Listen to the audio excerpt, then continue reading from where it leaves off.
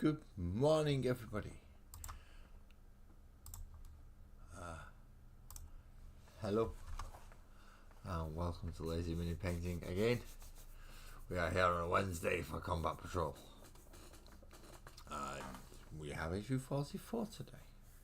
Issue 44 is no models this time. Also, a very sleepy me, didn't get a lot of sleep, so it doesn't help. But I hope everybody's alright. I hope everybody's having a good day so far, and I keep forgetting to change certain YouTube settings. So, today's issue Combat 44 of Combat Patrol. We will be getting a paint, which is Astra Militarum Grey. It's not a bad colour actually, because it's good for slap chops out, which I use most of the time, just so I can see the light shading and stuff. So, good morning, Twisted. Good morning. Wow, it's early for you. It is really early. Along with the Administratum Grey, we're getting Astral Granite, which is a texture paint, not a normal paint. So it's for putting on the bases. And we're also getting what they're calling a texture spreader, but I'm from this point forward going to be calling it a spodger, because that's what it is as far as I'm concerned. You use it to spudge things around.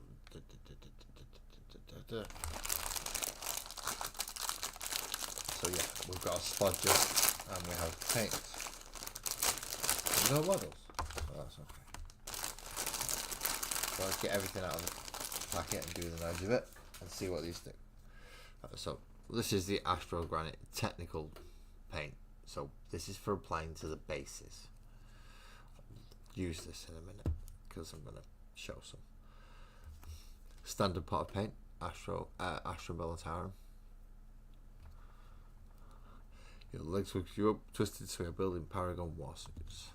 Yeah, I've not had much sleep, to be quite honest either. I've been up for about 3.5 hours ish as well, which is not too bad for most people over in my country at this time of day, but for me it's particularly rare because my tablets usually knock me out once I'm asleep. So I don't know. I do, however, have black coffee for my drink today rather than tea, and because of the size of a cup there is an extra half spoon of coffee in there. So we know what a paint is, and we're going to get to see Astral Granite in a minute. I'm more interested in this thing, this spudger tool thing. Now, it seems like hard rubber plastic in the middle. It does have some flex to it, and the thinner it goes, the more flex it has. But it's like a little shovel bit of that side, and more of a rounded just shaper at that side. So this might not be bad for doing some fine detail in things like green stuff or epoxies and things like that, and I'm guessing that's for getting out and moving around, so it should be alright.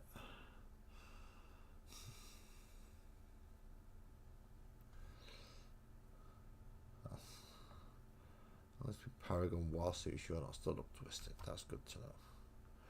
So let's have a look at what the actual issue tells us and talks to us about. Now, it's told us what we've got on the front. It's got some nice Kriegsman on the front though, which is interesting. I don't think we'll be getting Kriegsman, but he's got a Kriegsman on the front. I hope we get Kriegsman. That would be nice. Okay, so he's going to be telling us about a technique that if you've watched any of my other painting videos, it's to the point where I don't even do it on camera anymore because it's that I use the technique that often. They're going to tell you about dry brushing, which is essentially taking a slightly damp brush, getting some paint on it, wiping the majority of it off so that there's only just a little bit left on the brush, and then lightly brushing it over the raised edges. And if you want to do it over panels, they're suggesting you do it over flat surfaces and use a slightly, just using light circles over a larger area if you wish, or you can just heavily dry brush in one direction. It should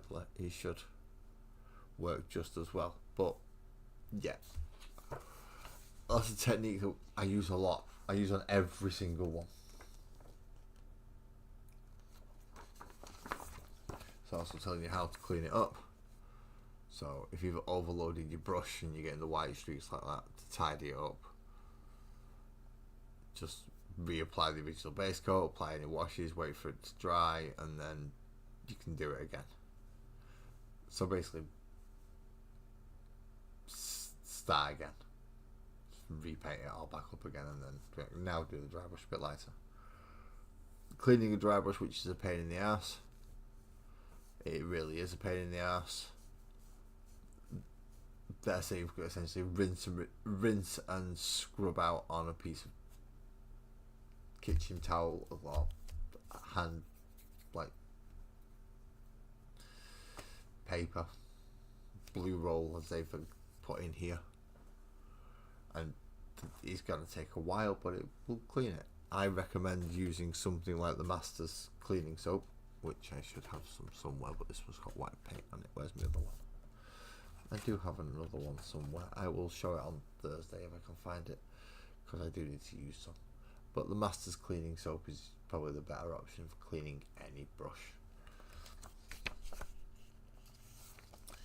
Now, how to use basing techniques. So we're going to be using the Sculpted little spreader thing.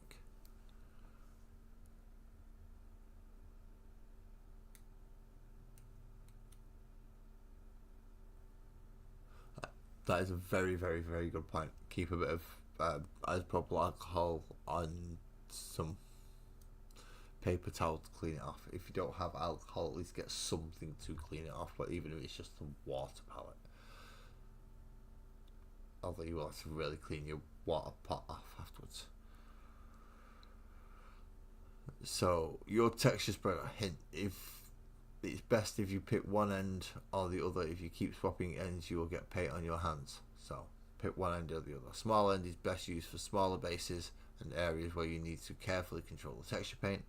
The large end is best used for applying texture paint to larger bases with lots of open spaces for you to paint.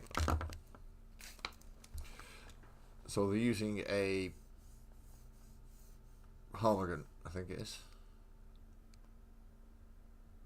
No, Termagant here, and they're using the small texture end to do a Termagant base, just to apply a little bit of it. Okay, so the thing that I want to do, I'll be using the small end to demonstrate.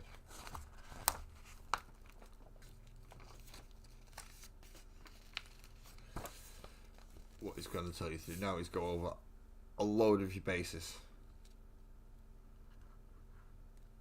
So before you shake the pot to make sure it's properly mixed, and then you paint the actual base grey and then apply little bits of the texture paint.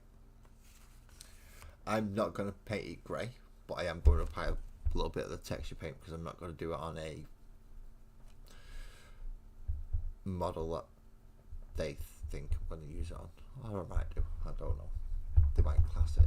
So let's give it a shake. Good morning, Lee. How are you doing, mate? How are you doing? I do have a paper towel and I do have something watery.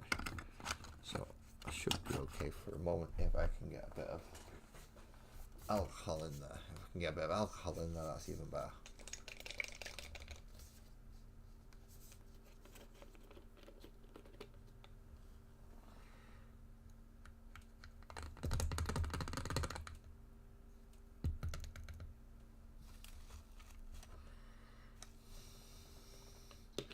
There we go. A little bit of alcohol in the water just to help. That way it should help when I'm cleaning it out as well. So I'm going to use a small thin end, and I'm going to use the Chaplain on the bike, but the one that I glued the cork onto the base. And I'm going to use the Astral Granite to try and blend in where the plastic and the cork meet, just so it's not as stark a contrast. It's particularly rounded under the rock. Alright, so let's see how this goes.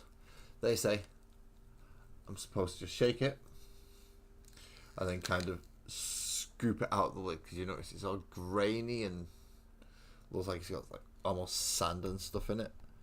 So just using one end, so I don't get paint all over my hands. I'm going to start with under the rock.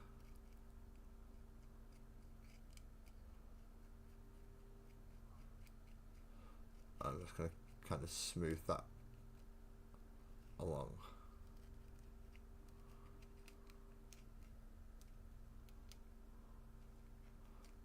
Pushing it under the rock and then kind of smearing it alongside the plastic. So I don't want too stark a line going under the rock. I don't want like a big thing clogging up the edge of the actual rock detail. I want the big rock to still stand out, but I do want to break up that big line along the edge of the plastic where it meets the cork.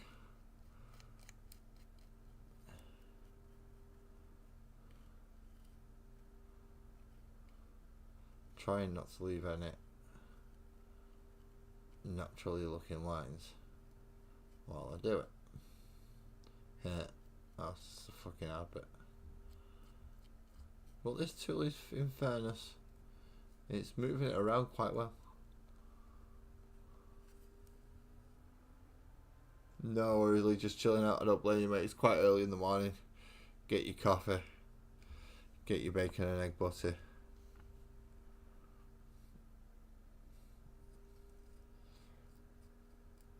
Have a think about what you're doing today. Have you got everything you need? Have you got your setup ready? Is it just editing today? Is it a day out doing stuff?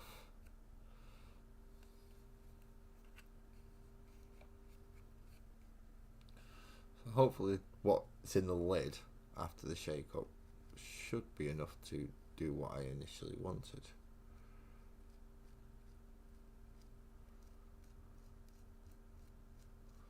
I do want the edges to have a little bit of it on so it looks like it's going more all the way down, but now filled in that gap underneath.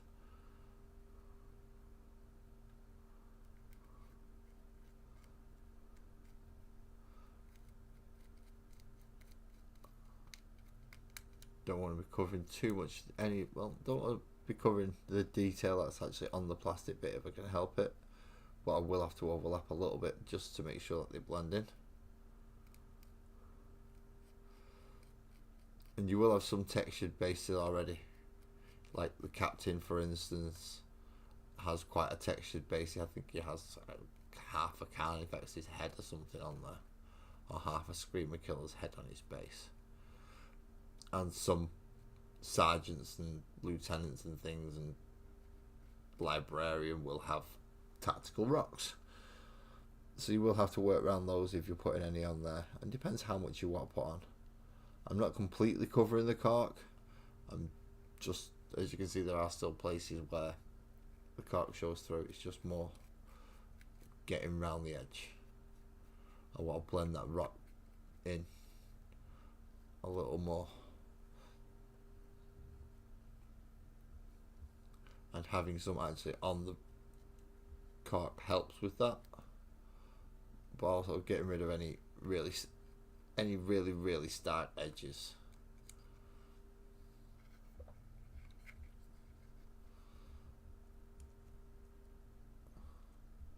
So if there's any places where it's built up too much on top, you can always smooth it out a bit more to level it off across the cork basin in this case, or just a flat basin if you've not cork based it.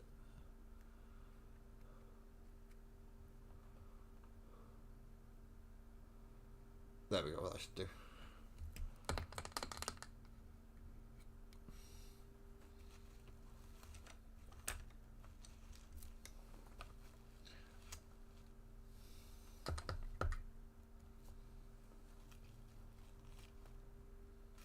Alcohol water was a good idea, Twisted. Thank you very much for that one. To me extra thin. Now there's our paint. Well, not paint, but it's glue. Okay, so having a look at that one now. The grey areas of the grey areas on the base of where I've blended it in. And you can see the same pieces. It does seem to have kind of caught it in a bit better, so it's not quite as drastic as a change, particularly around that front section. There's not as much of a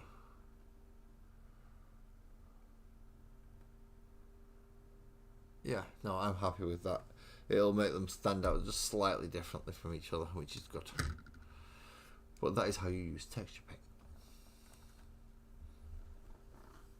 You don't have to do it in as much as quantity as I did on that one. It's just because it's a chaplain on a bike, it will be a character. I want it to stand out. Little standard boys, just a tiny little bit at the back where it's, or at the front where it's easy to get into dry brushing,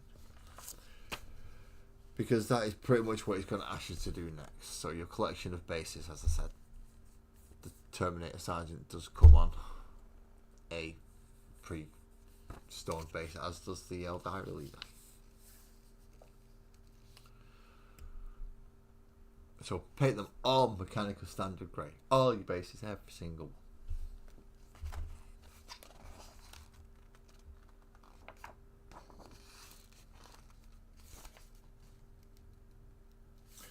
Right, exactly what I've just done there. So around the chaplain base, it's saying Astral Granite round, just to make sure that you can blend the two rocks in. Same place anywhere that you wish to have rocks, but don't put any texture paint on clear flying stands. I've also chose to use the blend it into the rocks for the Chaos Leader. I can't remember what it's called. Dark Apostle, is it? Francois, good morning, good afternoon, good evening, because there's various people in the world. I'm not sure what time it is myself. I'm going to have to look. 10:37. I've not been going that long. So it's okay. I'm alright at the minute for time. What applying Astral Granite is, using the spodger on whichever end you chose, and I chose that end to do the chaplain, which is shows you up there. I chose one that I've not started painting yet because, well, it made more sense than doing the one that I've pretty much finished painting. I don't want one to stand out more than the other, so the one that I've not painted, I may still add more stuff to it. Once you've applied Astral Granite everywhere, you would need to have painted it all grey. Then null oil everything that you've just painted all grey, and that will obviously seep into the recesses and make even the Astral Granite little bumps stand out a bit more. And then go back to the Administratum Grey that we got today and apply the dry brush technique that I went over earlier on in the book, or that I've covered many times on this. Essentially, get most of the paint off the brush. Don't get it too wet. Maybe dry it off a little bit, but don't leave it dry. You don't want a dry brush. Doesn't need a dry brush. It still needs a little bit of moisture in there. But most of the paint's come off, and then lightly or as heavily as you wish, brush over the bits that you want to bring out the raised edges for, so that rocks once again start looking like this, and the Astral Granite will start showing up in little areas. My camera's not focusing, which isn't great. However, if you look on the Discord, there is many signs of good dry brushing and how to do good bases in our works in progress and finished project section. So links in the description down below. If you're looking that far, please hit the subscribe and like button as well if you don't mind, because, well, every little bit helps.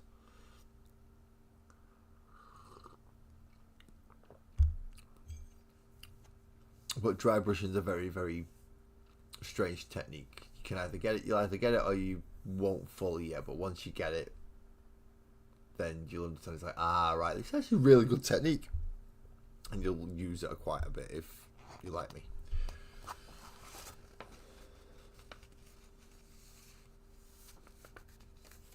Now it's telling you to go through any of the little plastic bits that you plugged into holes that were open, like with like Ryan's Leapers and some of the Terminators had holes in to plug things into, and as well as the more embellished bases like the Terminator Captain. So we're going looking for things like shell casings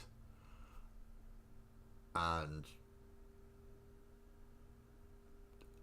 things that we wish to paint up in other colours. So on the Von Ryan's Leapers,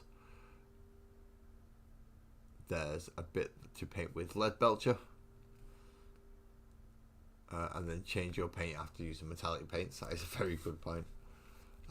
Paintings on the Eldar base where you may wish to catch with Wraithbone, such as the architectural parts and some of the parts underneath. My camera being all weird doesn't help. So it's asking us, it's pointing out to remember those bits with Wraithbone. I have a couple of other little bits up here that he's not started yet, but those again could be picked up. And skulls, seeing as we've got Wraithbone out, any skulls in any of the chaos bases. That's always a good idea. Then it's back to washing everything that you've just painted with either Wraithbone or with Retributor armor or what was the other one? Oh, lead belcher it used for the. So for the gun casings, just pointing out here that it's not just on the captain's base. There is also some on the edge of the chaplain's base, which is why I said I've nearly finished this one. I've just got to finish off this section around here, and he's pretty much done. Essentially find all the gun casings. Good morning, Mick. Wow, you're right out already. Although in fairness, I may, if permitting. But Reikland Flesh Shade for gold casings, and a little bit of a dry brush back with the gold over the top as well. Wouldn't go amiss once you've done the wash. No oil for any metal and steel as normal. Agrax Earthshade for all the skulls and Wraithbone. And the skulls and Wraithbone will kind of look like that-ish.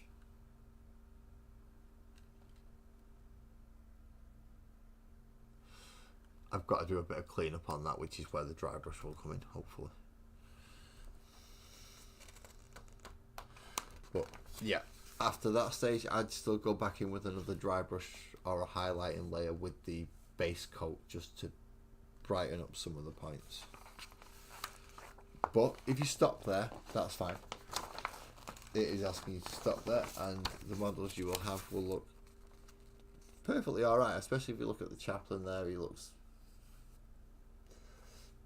just as good, if not slightly better than mine. Terminator Captain, although still looking a bit bland and flat, is looking better. So there are some advantages to doing the bases. It does also make the model look better. It does make the model look better, especially if you come around and do all the small pieces, like the edges and the rock there for the Von Ryan's Leaper, paint it the same colour as the skin. Do the same thing with the skin. Do the white with the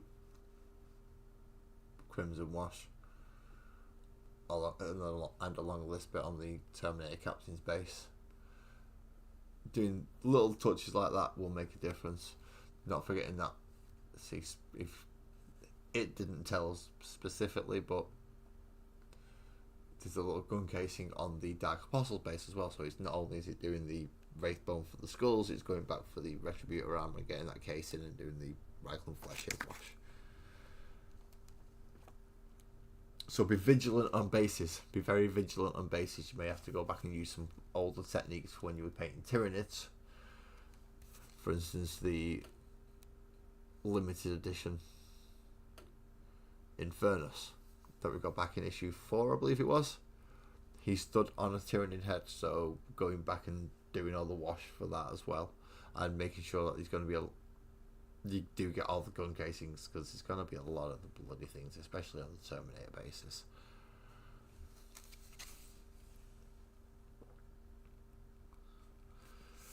So that's the end of the painting and the basing section. Now we're into the lore. I didn't even cover the first page. What else is in this? I saw what was coming next and I'm quite happy about it. But I want to know what else. So, painting, dry brushing, basing, and then basing your collection, which we've just covered. We've done all three of them. Next it's Gark and Mark. Yeah, I like them too. Ranged weapons and bonds of honor. So ranged weapons is technology, and bonds of honor is part 11. So it's the Silver Templar story, which I don't read out. I let you, if you're buying the magazine, I'll let you cover that section. I can't cover it. I've thrown a lot of my sections away, and I don't even know if I have the complete thing anymore. So I'm afraid I cannot cover it at all, which is a shame. And then in play we have aircraft and muster your army. I don't think we have any aircraft yet, so I'm not sure how it's going to cover that. But okay, and how to muster your army. So how to make your army. Right. How to build your force. So let's jump to Gark and Mark, because that sounds better.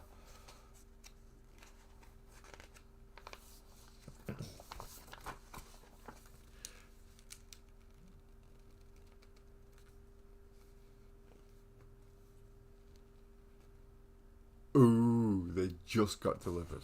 Yeah, I'm coming round from Clonazepam that I have to take nightly.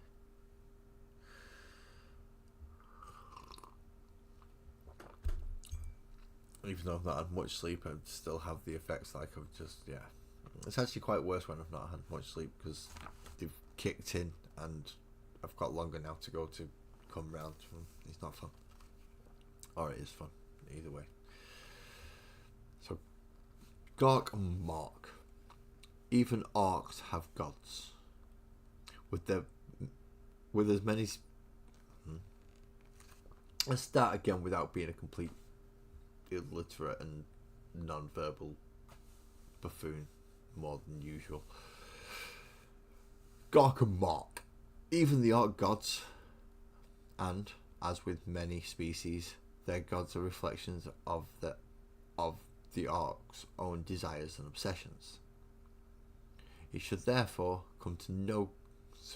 come as no surprise that their god's primary characteristics are low cunning and savage brutality. These values are embodied in two brother deities, Gark and Mark.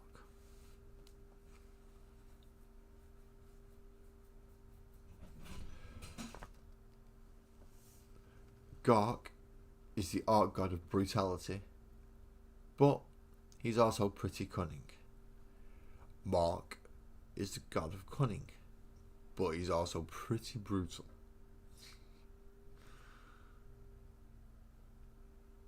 Yeah, not that Mark missed it, Mick. It has got nothing to do with Mark and Mindy, not the old show with Robin Williams. The orcs are funny, but they're not as funny as Robin Williams. You're giving them too much praise there for their comic value.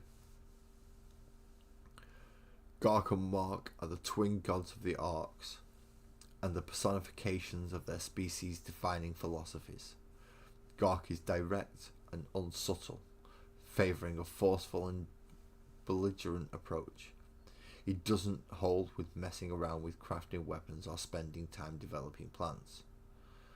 That's wasted effort to him. Instead, the Garkish approach is to charge screaming at the enemy and kick them in the teeth until a long while after they have stopped moving. So yeah, pretty straightforward. Just keep kicking them in the face until they stop. Alright. However, even the limited amount of guile possible by Gark and his followers allows for the boys to buy and steal big shooty guns and steal big shooty guns and strap on crude plates of armor in preparation for a big fight. Mark, on the other hand, is no less barbarous, but he prefers to deliver violence through his devious cunning. A mawkish approach is to sneak up behind the enemy and bash their skull in while their back is turned. He's also more open to the idea of invention or innovation, delighting in wicked war machines and deadly vehicles that can be used on the battlefield to unleash ever more brutal assaults on the cowering enemy. I've got to say, I do go a little bit more Gork, but Mark's not bad. My army can feel quite a decent Mark army. So what do we have here? Oh. Mechanical Mayhem. Inspired by visions of war from Gork and visions of a cunning victory from Mark, some orcs are inspired to create ramshackle weapons and contraptions. These deadly devices can be anything from wrestling tanks to giant stomping effigies, their hulls bristling with improvised weapons. So anything from a truck to a stomper, or a gargantuan stomper. They're top. They get listed dropper cannons and belly guns. They're really fun. Okay. Divine motives. Across the whole galaxy, endless hordes of orcs and grots are inspired to even more brutal and cunning acts of warfare. Each of them, from the smallest Gretchen to the biggest bosses, are propelled by the same divine drive to combat and bloodshed. Yep, and that's where we come to the next little one. Weird energy. The strange energy that is generated by orcs is channeled by a select few known as Weird Boys. These strangest of orcs are feared by both friend and foe, as they are somewhere between being crazed, crackling maniacs and walking psychic grenades. Yeah, they're fun. The latent psychic energy the orc channel through one orc. Brilliant. Most of the time they just go pop. Visions of war. When excitement swells and the desire for combat reaches its peak, a strange energy will build in an orcish horde. See, some orcs will start to experience visions. They will see war-torn sections of the galaxy and worlds not yet touched by the horror of conflict. All perfect targets for orc invasion. And that's how the war begins.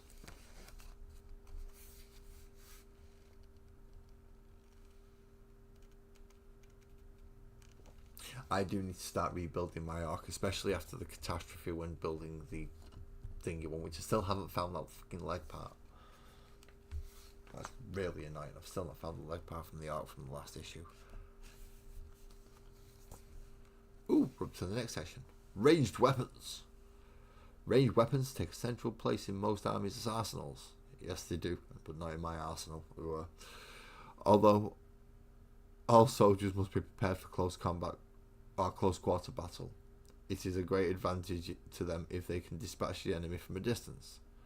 Advancing to objectives under a protective curtain of supporting fire, or beating back enemies from behind safe cover. On the battlefield of the far future, the crack of projectiles is heard all around as combatants exchange salvos of fire. Soldiers dive for cover under devastating hails of enemy fire.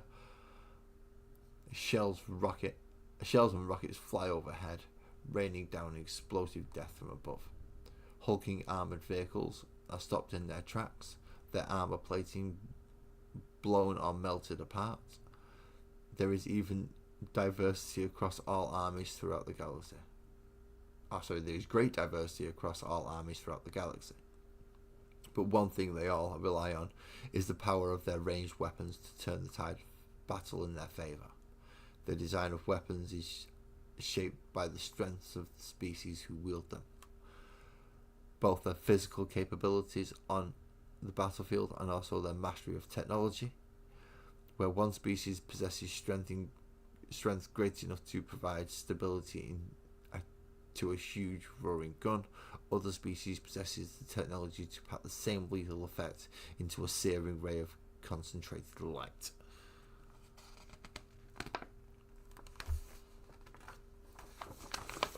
That was a lot just to say there's a lot of fucking guns in Warhammer 40,000. Special weapons. Oh, we're going to cover a few. So, like plasma, the Space Marine Plasma Incinerator, the Astra Militarum Hotshot Lasgun, the Arc Burner. I prefer the looters over the burners, but okay. And the Kroot Tangle Bomb Launcher. So those are the 4 little pictures that he's given an example of. So, Space Marine Plasma Incinerator. Space Marine with a plasma gun, part of the Hellblaster squad. Astra Militarum Hotshot Lasgun, usually part of the Special Squad. An Arc Burner, part of the Burners. Arcs are very creative like that. And the Kroot Tangle Bomb Launcher, which will be part of a Kroot unit, but I've no idea what a Tangle Bomb Launcher does. I'm assuming it's like a net, probably reduced movement or something. So, special weapons. In the 41st millennium, armies make use of diverse special weapons to carry out specific battlefield roles. These include armor-melting plasma weapons, long-distance laser weapons, bunker-busting rocket launchers, and many other weapons besides. Whether an army needs to clear out troops from a fortified position, disable heavily armoured vehicles, or bring down aircraft, there is usually an ideal tool for the job. Okay.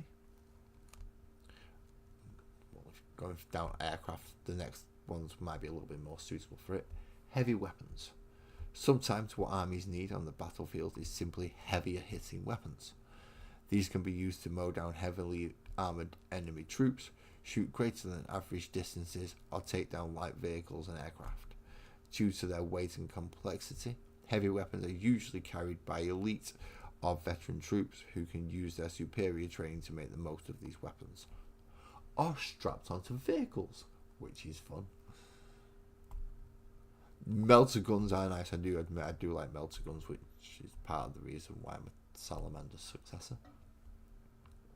But I do also like me some dagger, which is why I do like looters. So the heavy weapons they're giving an example of. Right. Well, this is a bit crap because we didn't get any of these. But we have a Tyranid warrior with a venom cannon. Looks phallic, I know. Don't blame me, I didn't design it. With 1,000 Sun with an Reaper autocannon. Again, we're not getting 1,000 Suns. You could have built a Reaper autocannon out of the... sorry, that's a Soul Reaper cannon, but you could have built the rotary cannon out of the Havoc's box, if you wished. We're also getting a Leagues of Voltan with a Magnum Rail Rifle. Now, I'm not sure about that one. We may get that one. And a Rail Rifle, a Magnum Rail Rifle sounds like it could be good. I know the Tau rail stuff is usually alright, especially if it's the heavier stuff. Please read into the Bonds of Honor sections if you do get them. Magazine.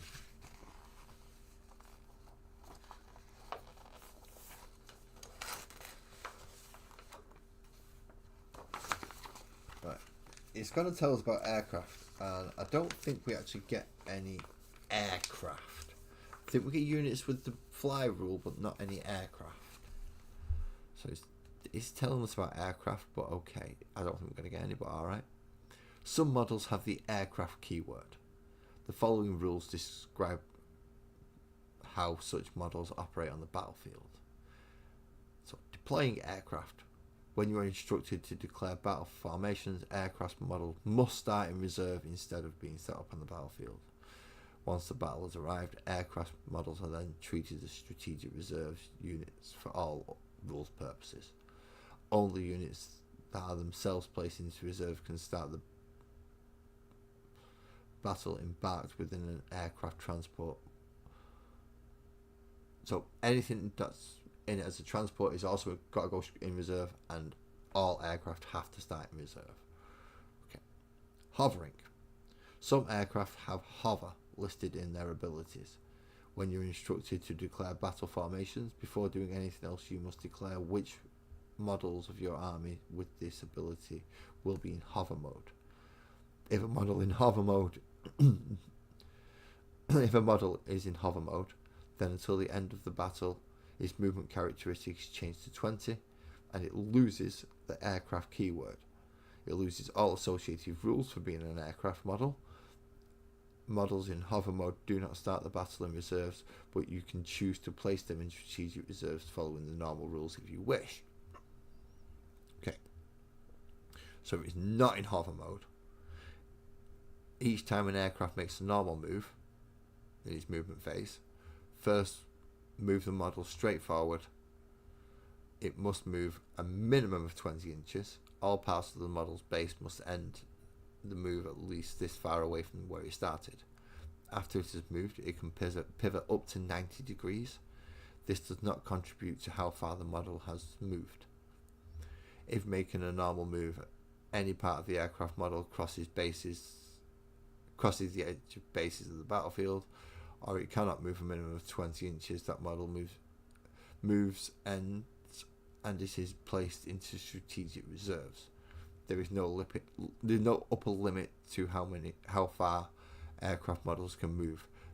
Their maximum move, and their move characteristic is therefore 20 plus. So they've got to move 20 if they're not in hover mode.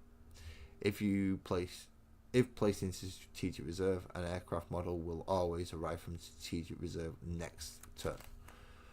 Okay, now that's a lot of crap just to say, look, you can either hover and move around like a vehicle, but you're flying, but you've not got the aircraft crap anymore. Or you can stay up in the air and have the aircraft crap, and you have to move 20, and then you can turn 90 degrees. If you go off the board, you go into reserve and come in next turn. So basically you can make strafing runs if you wished, but you're not going to be able to move around the board too freely, really, unless you're in hover mode. In that case, you've got a 20-inch move, for Christ's sakes, and you fly. That's good.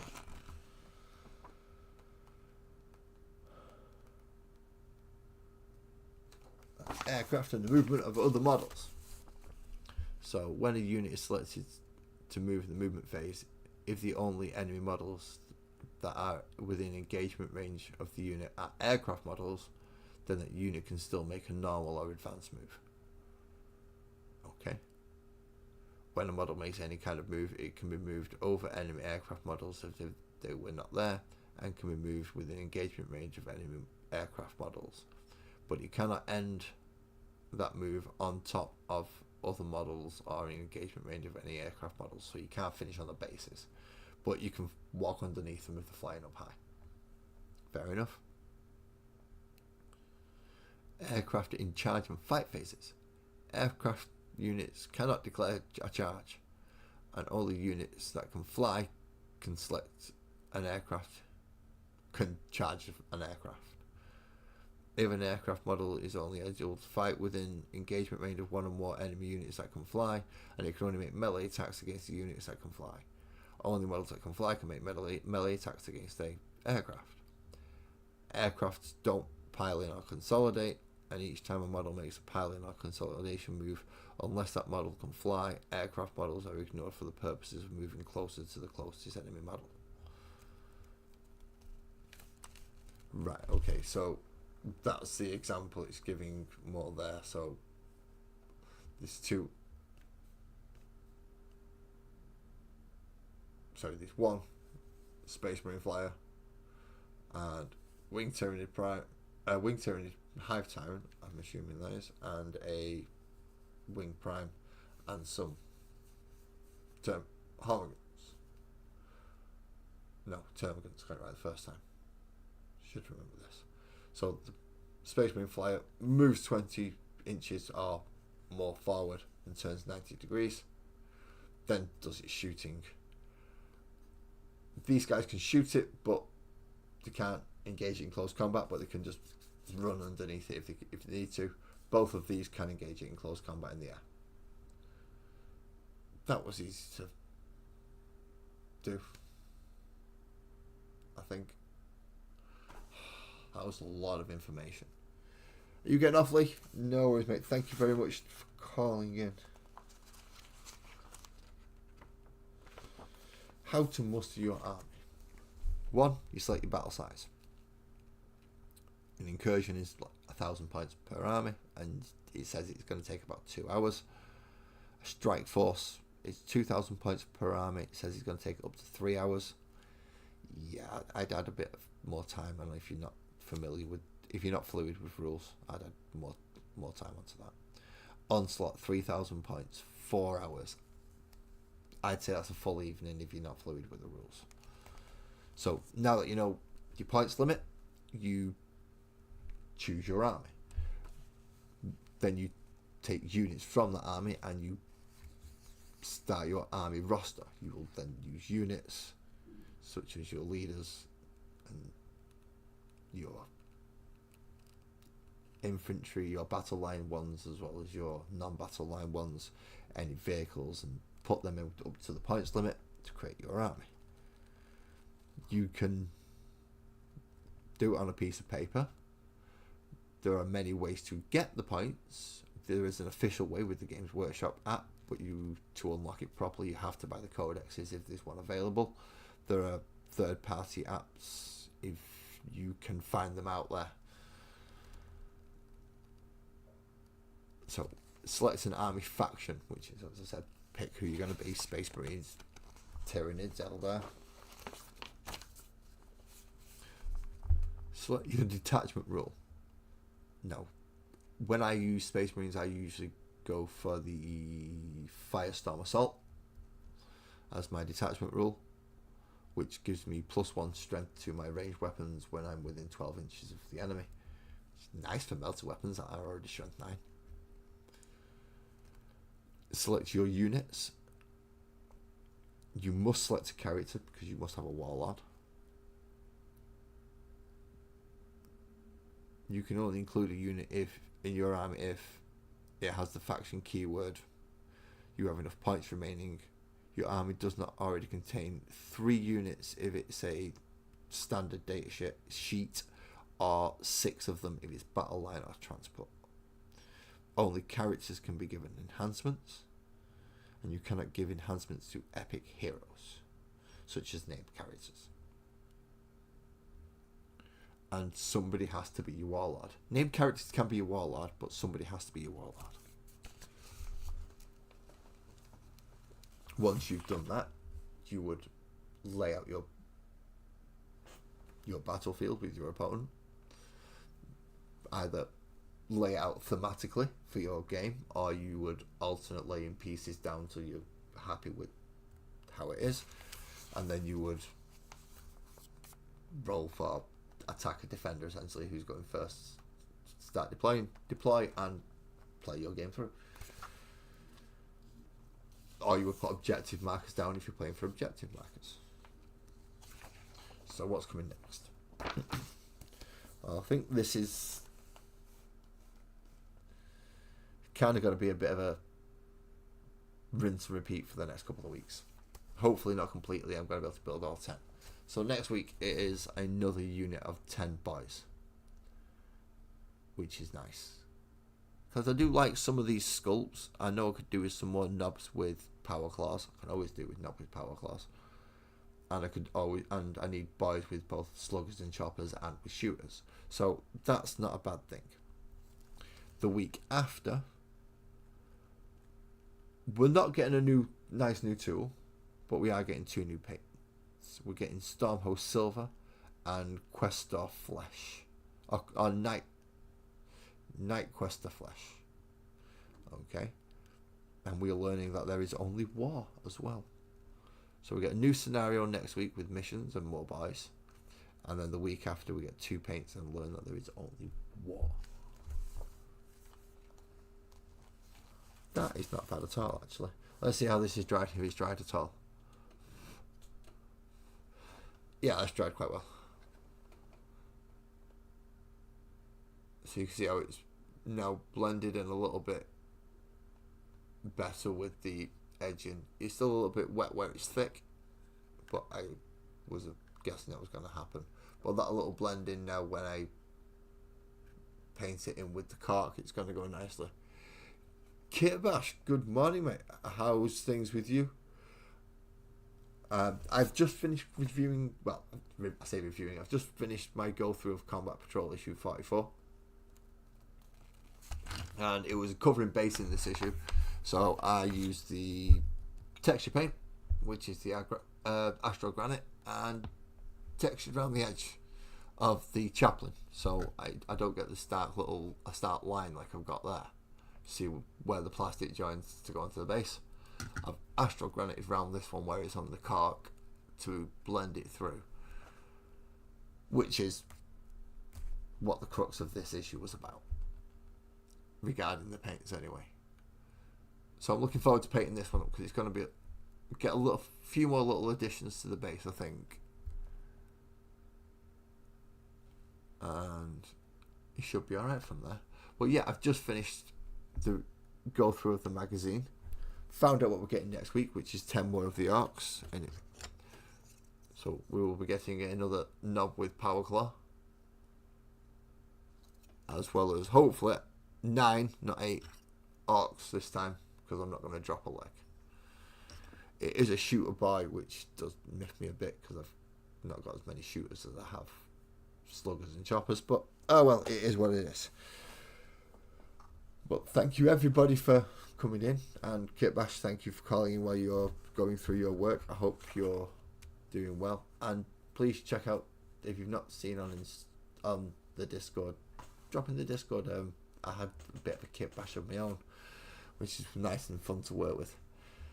So yes, thank you for everybody for joining me for today. If you've liked what you've seen, if you want to come back and see me again, well, you can, because tomorrow night I'm doing the Magical World of Sparkles and Oak, and I'll remind me to tell you about what's gone terribly, horribly wrong. But I will tell you about that tomorrow, same time next week, hopefully, for this. And yeah, if you hit the subscribe and hit the notification bell, hopefully it will send you a notification for them when I've put them up with enough time for it to do it. But yeah, until then,